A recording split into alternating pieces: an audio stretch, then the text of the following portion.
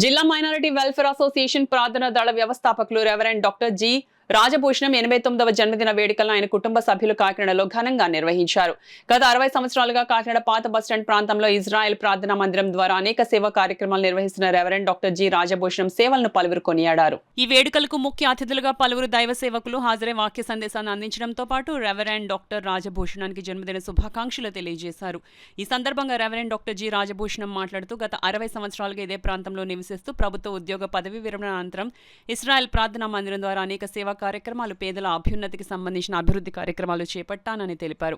ఈ 89వ పుట్టినరోజుతో 90వ సంవత్సరంలో అడుగుపెడుతున్న తన జీవితం ఎన్నో కష్టాలు, ఆటుపోట్లు ఎదుర్కొన్నప్పటికీ ప్రజల పట్ల నిస్వార్థంగా, న్యాయబద్ధంగా సేవలు అందించిన విజయానికి ప్రతీకగా ఈ ఆనందోత్సవం నిలుస్తుందని అన్నారు. అలాగే ప్రార్థనా దళం అనే గ్రూప్ను ఏర్పాటు చేసి దేవుని కృపతో సేవా మార్గంలో ముందుకు సాగుతున్నామని పేర్కొన్నారు.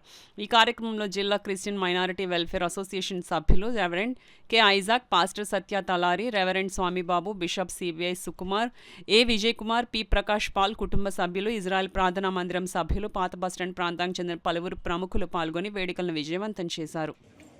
ఈ దినాల్లో 89 సంవత్సరాల వయసులో చక్కగా తిరుగుతూ ఆయన ఈ సేవా కార్యక్రమాల్లో పాల్గొంటున్నారంటే అది దేవుని యొక్క కేవలం దేవుని యొక్క కృప.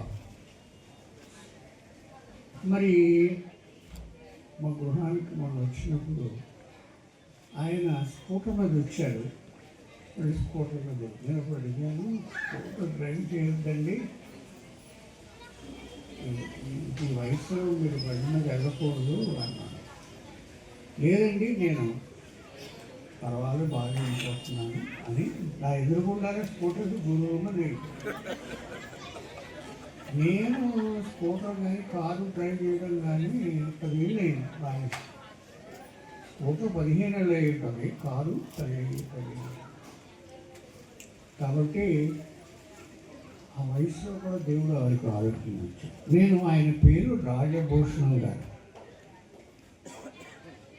అది ఇక్కడ ఉంటుంది, వాటిని కంఠభూషణముగా ధరించుకోండి.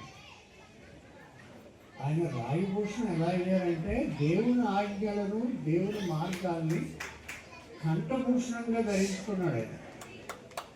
అందుకే ఆయన రాజభూషణం అయ్యారు. దేవునికి స్తోత్రం.